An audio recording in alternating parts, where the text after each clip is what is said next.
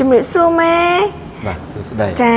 ម៉ែថ្ងៃនេះបងអូនសុំសួរបន្តិចតកតូននឹងតម្លៃមាសមេតាមានកត្តាអ្វីខ្លះដែលជំរុញឲ្យមាសឡើងដែរម៉ែនឹងឯតកតងនឹងតម្លៃមាសបាទកំពុងតែបុកឡើងតាមមានកត្តាអ្វីខ្លះដែលជំរុញឲ្យតម្លៃមាសនៅតែបន្តឡើងបាទកត្តាសំខាន់ទី1គឺ Terrace បាទ Terrace ហ្នឹងគឺពន្ធគយរបស់លោក Donald Trump បានដាក់សម្ពាធបាទទៅលើបណ្ដាប្រទេសជុំវិញពិភពលោកដែលនាំអីវ៉ាន់ចូលសហរដ្ឋអាមេរិកបាទបន្ថែមដល់ 5% នេះគឺជាកត្តាមួយដែលជំរុញឲ្យមាសហ្នឹងគឺបុកឡើងនៅពេលបច្ចុប្បន្ននេះបាទកត្តាទី2ទៀតធ្វើឲ្យលុយដុល្លារយើងដែលមានរាល់ថ្ងៃលុយដុល្លារអាមេរិកហ្នឹងមានភាពទុនខ្សោយមានន័យថាលុយដុល្លារហ្នឹងអត់ហើមធ្លាក់ចុះបាទហើយកត្តាទី3បងប្អូនតែងតែឮតែងតែស្ដាប់ព័ត៌មានហើយឮសូគេនិយាយតគ្នាឮព័ត៌មានពីនេះពីនោះនិយាយតាក់ទងនឹងភូមិសាស្ត្រនយោបាយភូមិសាស្ត្រនយោបាយនឹងយ៉ាងម៉េចយើងកលេចមកមើលរុស្ស៊ីនិងអ៊ុយក្រែននៅតែបន្តបាទមានភាពតានតឹងមិនថែមតែប៉ុណ្ណោះទេមកដល់ពេលបច្ចុប្បន្ននេះសហរដ្ឋអាមេរិកបាទជាមួយនឹងអ៊ីស្រាអែលគឺមានភាពតានតឹងមែនទែនបាទអ៊ីរ៉ាន់មិនអ៊ីស្រាអែលទេច្រឡំបាទអ៊ីស្រាអែលជាមួយអាមេរិកមិត្តភ័ក្តិគ្នាបាទអញ្ចឹងសហរដ្ឋអាមេរិកជាមួយអ៊ីរ៉ាន់តានតឹងមែនទែនបងប្អូនតានតឹងឡើងម៉េច military តបអ្នកជំនាញដឹកអាវុធធនធ្នំតាមកប៉ាល់តាមអីគឺមានន័យថាប្រឈមមុខដាក់គ្នាហើយបើសិនជាបើការចរចានៅថ្ងៃពហុអាទិត្យហ្នឹងយើងបាំងតែ2ថ្ងៃទៀតទេបាំងស្អែកចូលខណ្ឌស្អែកបាទគឺដល់ពេលចរចាបើសិនជាចរចាមិនត្រូវទេគឺបាញ់តែម្ដងបាទបាញ់ដោយសារតែបាទអេរ៉ង់គាត់បាទអាមេរិកមើលឃើញថាកំពុងតែធ្វើមីស៊ីលអញ្ចឹងដើម្បីទប់ស្កាត់កុំឲ្យការធ្វើមីស៊ីលនេះគឺអាមេរិកត្រូវតែទប់ស្កាត់បាទអញ្ចឹងគឺតានតឹងខ្លាំងមែនតើបាទហើយអេរ៉ង់ហ្នឹងក៏មានប្រេងដែរណាបងប្អូនបាទជាប់ចំណាត់ថ្នាក់លេខ4លេខ5នៅលើពិភពលោកដែរបាទមានអីបន្ថែមទៀតទេចាំមេសាប់សំណួរមួយទៀតបើសិនជាមាននៅតែបន្តឡើងអញ្ចឹងតើយើងគួរលក់ចេញខ្លះឬក៏ទុកលុយសិនណាមេតកតងនឹងសំណួរនេះខ្ញុំគិតថាបើសិនជាបងប្អូនមានមាសបាទច្រើនឬក៏តិចខ្ញុំអត់ដឹងទេប៉ុន្តែបើសិនជាមានមាសឲ្យទុកសិនទៅបាទហើយបើមានលុយទិញបន្ថែមហើយខ្ញុំអ្នកលក់មាសនេះមិនមែននិយាយនេះចង់ឲ្យពុកម៉ែបងប្អូនមកតាមខ្ញុំឲ្យទិញទេបងប្អូនត្រូវយល់ថាយើង2025មាសតែ1គីឡូនេះបាទ precious metal នេះលោហៈធាតុដ៏មានតម្លៃទី1គីឡូតែ80000នេះណាបងប្អូន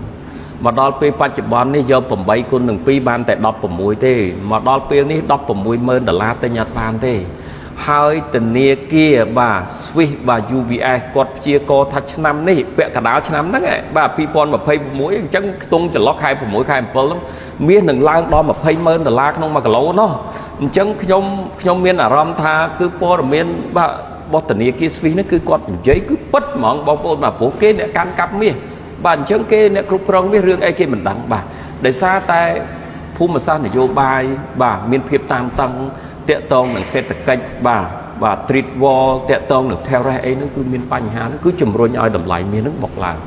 បាទហើយតាក់ទងនឹងបងប្អូនដែលគាត់មានលុយ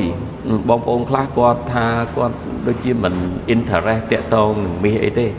បងប្អូនត្រូវចាំពាក្យសម្ដីខ្ញុំថាលុយដុល្លារអាចបោះពុម្ពបានបាទប៉ុន្តែមាសមិនអាចបោះពុម្ពបានទោះជារ៉ែមាសមានក៏ដោយការគ្រប់គ្រងការផលិតមាសគឺមិនគ្រប់គ្រាន់សម្រាប់តម្រូវការពិភពលោកទេបងប្អូនអាចឆែកមើលដូចនៅឥណ្ឌូនេស៊ីជាប្រទេសមួយដែលនៅតំបន់អាស៊ីយើងដែលជាប់ចំណាត់ថ្នាក់លេខ3ដែលមានប្រជាពលរដ្ឋច្រើនជាងគេនៅពិភពលោកជាប់ចំណាត់ថ្នាក់លេខ3ប្រើមាសច្រើនបាទចិនប្រើច្រើនអឺរ៉ុបប្រើច្រើនសហរដ្ឋអាមេរិកបាទអាល្លឺម៉ង់អ៊ីតាលីសូម្បីតែប្រទេសកម្ពុជាយើងនៅពេលបច្ចុប្បន្ននេះក៏មានការប្រែប្រួលប្រើមាសច្រើនដែរអញ្ចឹងបើសិនជាបងប្អូននៅពេលបច្ចុប្បន្ននេះមាសឡើងដល់$168,000ក្នុង1គីឡូខ្ញុំតែងតែនិយាយបើបងប្អូនចាក់មានន័យថាចាក់សោទុកលុយហ្នឹងក្នុងទូដែក$168,000នៅពេលបច្ចុប្បន្ននេះបងប្អូនដល់ពេលចុងឆ្នាំអាចថាខែ11ខែ12អីហ្នឹងបងប្អូនបើកលុយ$168,000 ហើយមួយទៀតយកទៅទិញមាសបងប្អូននឹងឃើញលុយទាំងអស់ហ្នឹងវាខុសគ្នារបៀបម៉េចហើយបើបងប្អូនទាំងដាក់លុយនៅធនាគារហ្នឹងវាចំណេញទៀតបងប្អូនដាក់3មុខទៅ